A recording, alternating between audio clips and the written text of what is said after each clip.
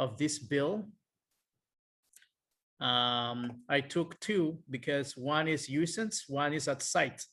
The one you see on the left is usance. You can cash it later, but the other one on the right is at site, which should be cashed right. It can be cashed right away.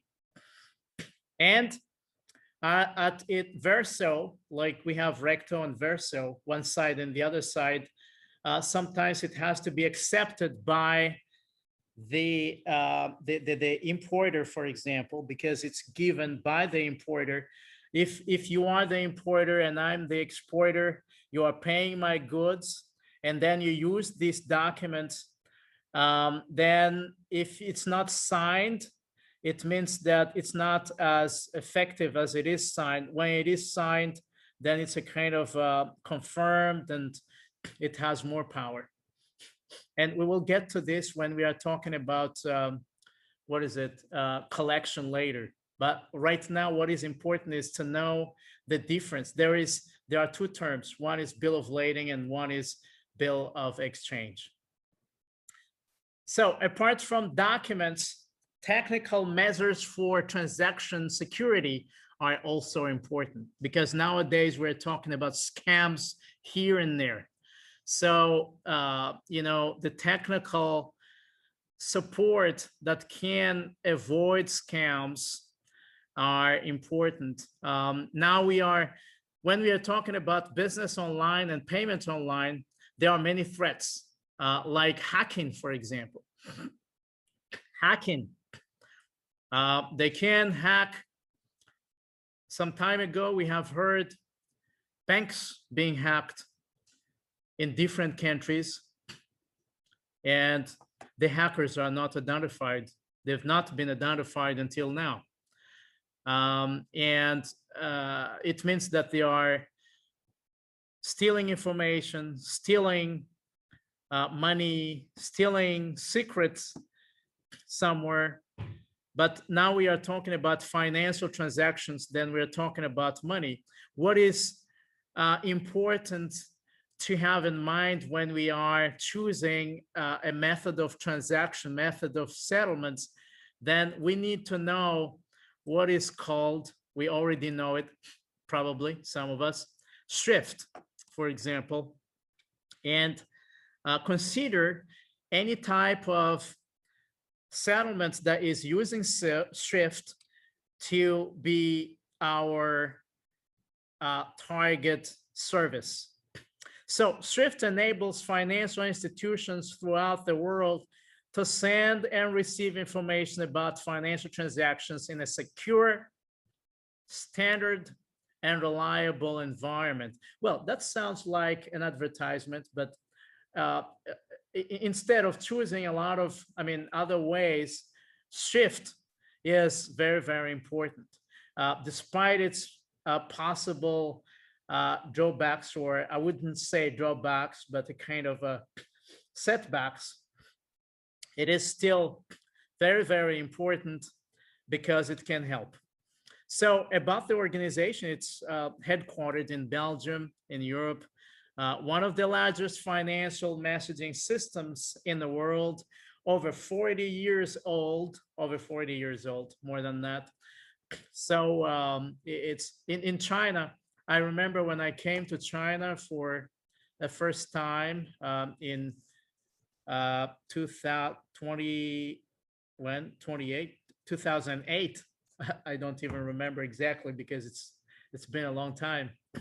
I went to a bank and I wanted to send money to my country, and the bank teller told me, you want to send money? Okay, so get these.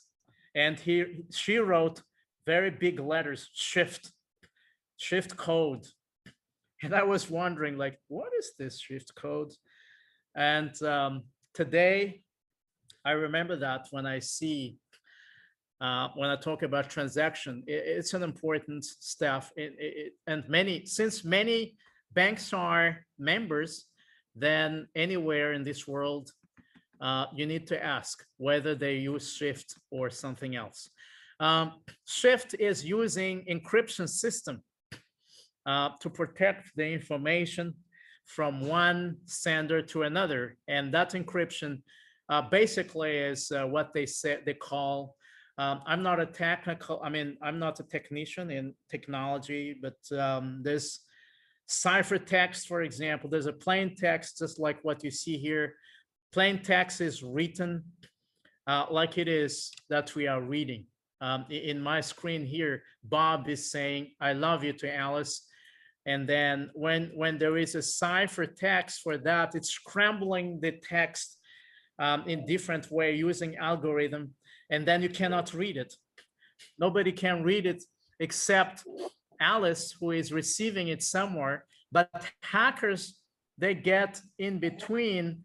They change this message into probably I don't love you anymore, Alice, and Alice will be upset. So the same thing in banking, you are saying like, stolen information. Even the bank number is changed or whatever. In the advanced way of doing it, they do it instantaneously. It's not like spontaneously. I mean, it's not even like the email is there and they see that the other party is not opening yet, and then they change it. That's very silent one, the very slow one. But the very, very complicated one is instantly you send your message and they change it directly, and then the bank account number or whatever, they have their bank account number instead of the supplier's bank account number, and then you lose money because of that. But Shift is used. I'm going to show you a short video on Shift. This video was taken from Shift company. Of course, they are going to praise themselves, but what they are saying are true in this video. There's a summary here: faster, less costly, expand, and secure. But I will show you this. Hope that everyone can watch it. If not, then it doesn't really matter because we get the main idea. So can you see and hear? Huh? You can't? Okay, Yes, sir. Okay, let me. Okay. Can you see it now? Can you hear it? Oh. Funny, huh? My corporate customers expect, well, everything. That I can give them faster and global visibility on their cash positions, handle international treasury payments, and facilitate their commercial and salary payments. But as a bank, I need to reduce my operational costs. I'm confronted with many manual processes, and at the same time, I want to expand my services. But how do we do this? Rethink. The voice is so weak, sir. Automation. Achieve straight-through processing and reduce operational costs. With Swift Single Window, you can reach any financial party in the world and at the same time become a visible and potential business partner for all others. Okay, but isn't Swift a network for large banks? We are far too small. Well, you might be surprised by our cost-effective packages for smaller banks like you. All-inclusive. What's included? Access to 9,000 financial institutions, market infrastructures, and corporates in more than 200 countries. Reduce your operational costs, eliminate annual maintenance concerns with your existing channels, and increase your operational efficiency. How does that work? Instead of using multiple channels, you can now use a single connection to exchange your financial information. Select one of our low-cost connectivity products. You can either use Swift Alliance Lite Online, go through a service bureau, or purchase your own infrastructure. Once you're connected, just enter your transaction information, and with a click, your instruction is securely sent to any correspondent around the world. And what's in it for my corporate customers? Imagine you can offer them intraday visibility on cash movements, settlements, fast-track investigations resolution, and mass payments. So via SWIFT, my payments will be faster, more secure, less costly, and I can expand my international bank and customer network. Right. Am I the only one who hasn't joined yet? Well, almost. See you soon on SWIFT. Okay. Oops.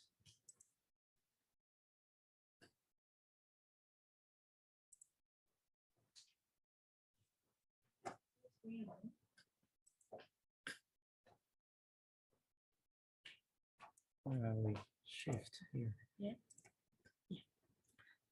Yeah. So that was a commercial for banks to accept Shift or to buy their services. But the important thing is they are stressing the fact that it's cheaper and secure. When you are dealing with banks, banks are paying less costly service, then they are likely to require you to pay less costly service also by logics. So when they are using Shift, they're probably less expensive service than Shift, but because of its security, then you have to really ask whether this is used in the bank you are doing transaction or not. So that's what Shift is.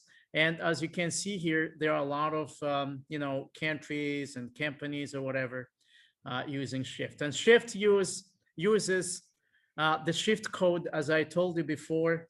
That's what you need to give the bank to transfer money. What is the Shift code? They say, and it's consisting of 8 to 11 characters. And then the bank code and the other elements, as you can see here in this slide. So that's basically the introductory part. Introductory part covering what is important relating to what we're going to talk about a little later, helping us to understand what we're dealing with in the next session, which is now. So just allow me a few seconds to change my PPT, and then we'll be there.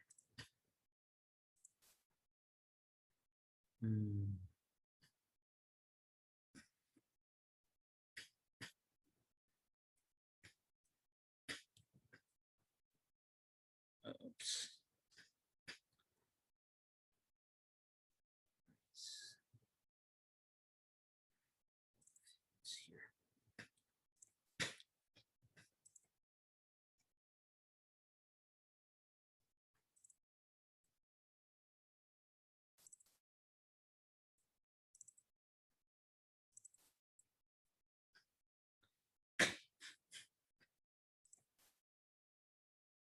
Okay, sharing, huh? Oops. Am I out? Yes. Sign in.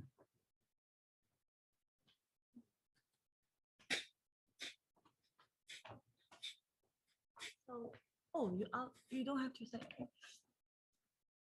等一下，你开麦跟大家说一下，他现在遇到了一些 technical problems，然后马上会去 sign in again. Back. Excuse me, everyone. They have some technical problem, so please wait a minute. Thank you.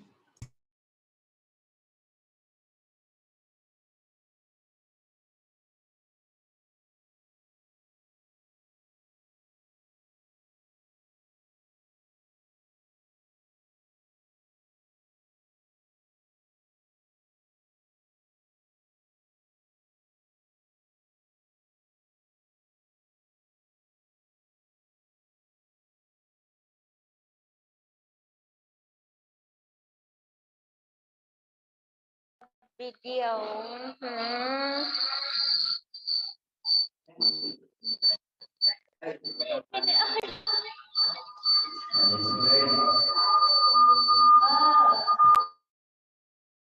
Okay. Hello, everybody. We are back again. Sorry for the technical. Is this one? Yes. Yeah. We are back here again.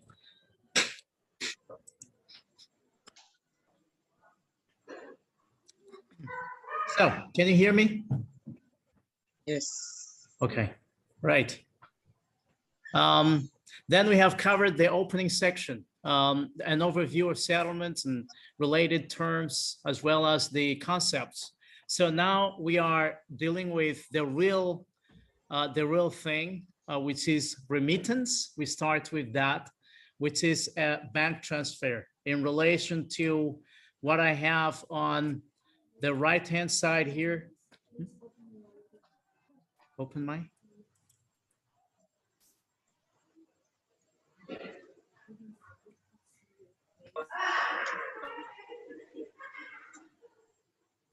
My video starts with this, right?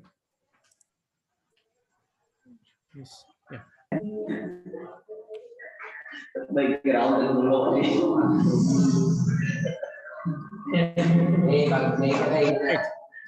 Yes, we're moving on to the next part, which is remittance. We have finished the introductory part.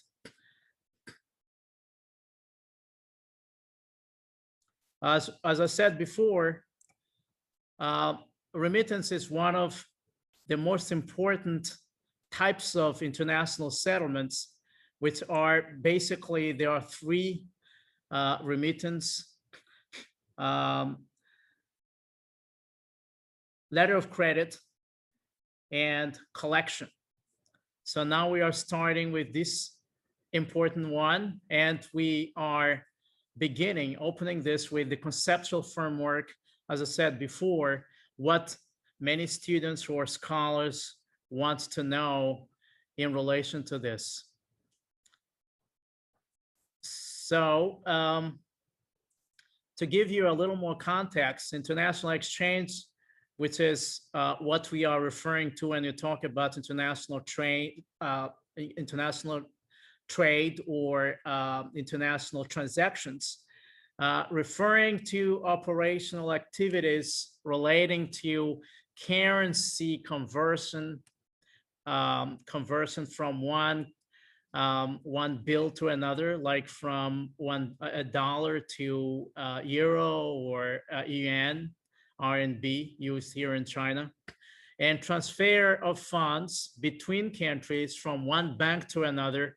The suppliers, the importers bank to suppliers bank, for example, and probably even debt payments,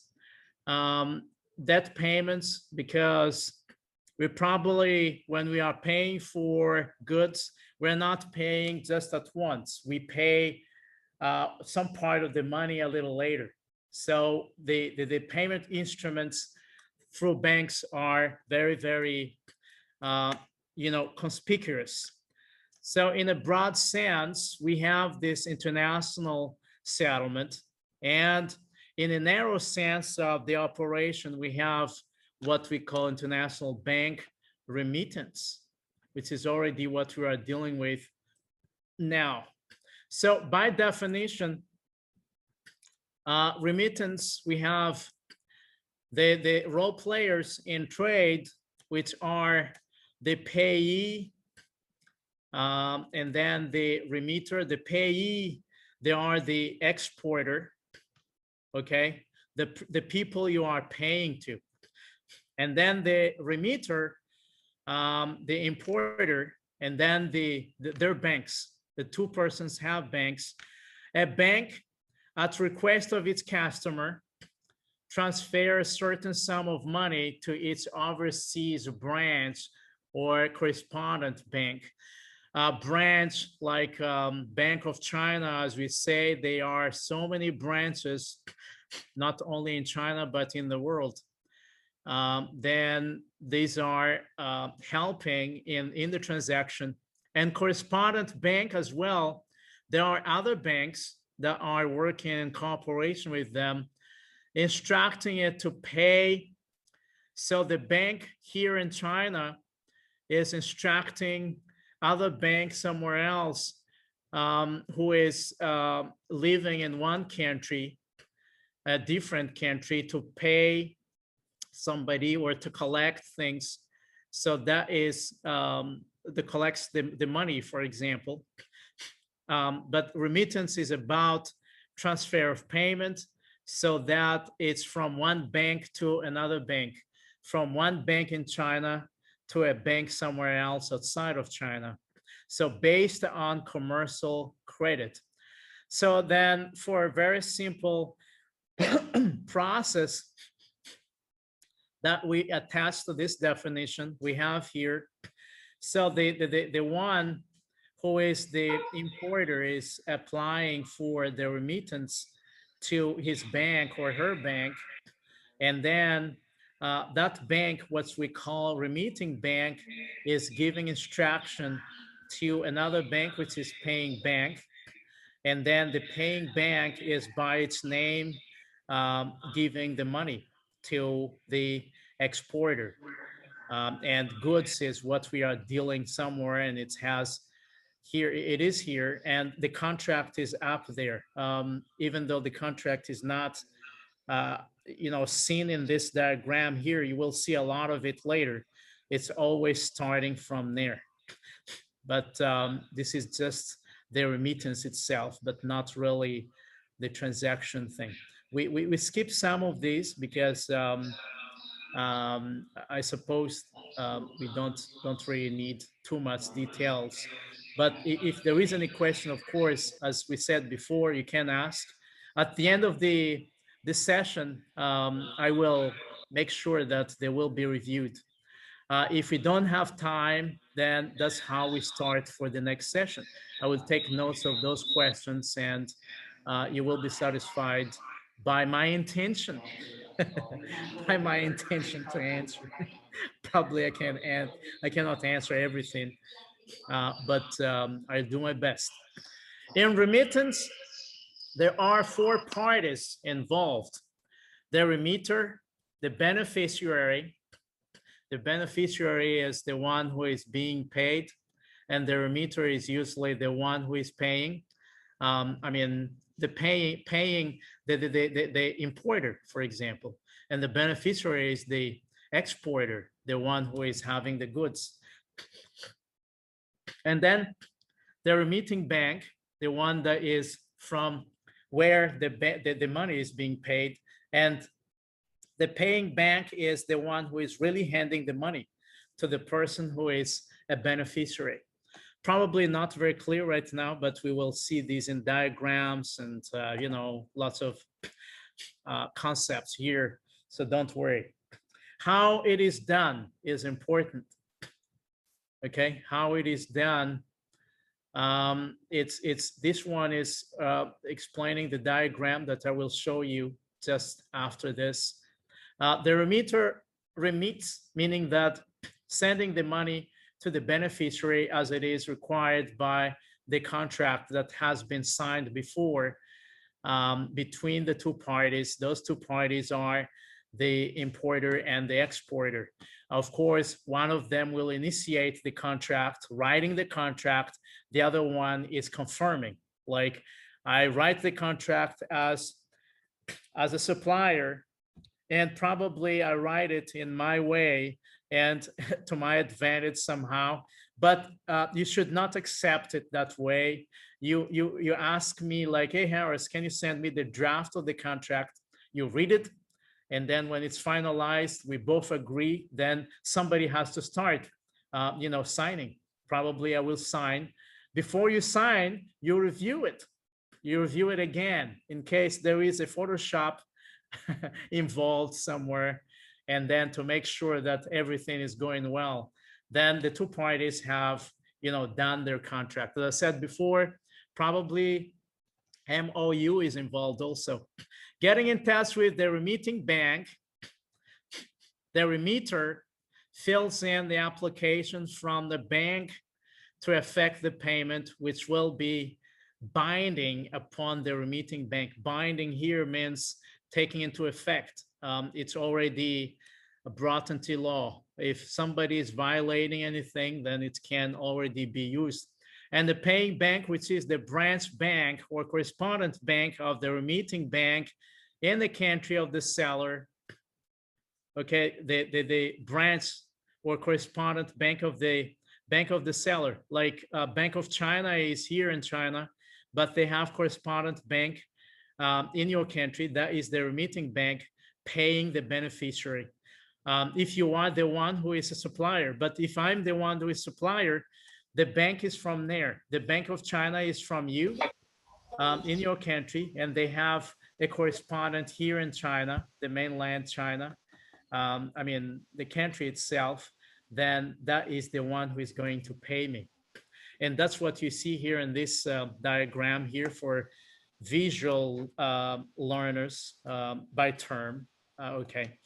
The contract being drawn by debtor and creditor. This is creditor, not credit. Okay. And then it goes to creditors.